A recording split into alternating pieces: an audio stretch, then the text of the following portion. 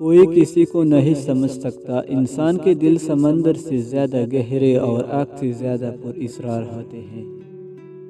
اے نہ پوچھو شکایتیں کتنی ہے تم سے، اے زندگی تو بتا تیرا کوئی اور ستم باقی تو نہیں۔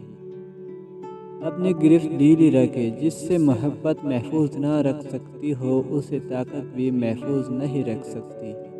جو آپ کا ہے وہ ہر قیمت پر آپ کے ساتھ ہی رہے گا، کیونکہ آپ زبردستی کسی کو اپنے لیے مخلص نہیں کر سکتے۔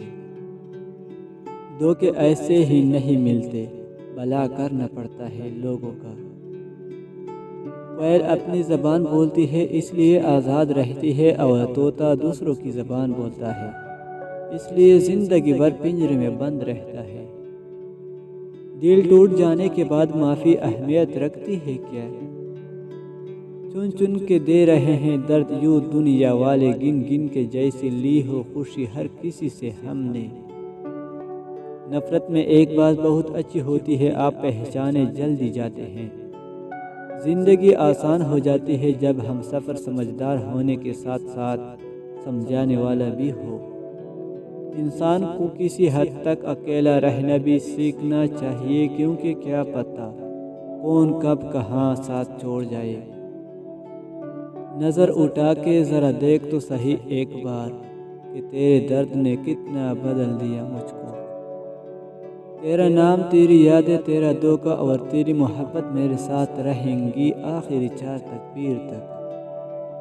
اس سے پہلے کہ میں تصویروں میں رہ جاؤں، مجھ سے باتیں کرو، دیکھو میں میسر ہوں ابھی۔ ایک بہت مختصر اور گہری بات، دنیا میں آپ کا حقیقی مقام وہی ہے جس کا اظہار لوگ آپ کی غیر موجودگی میں کریں۔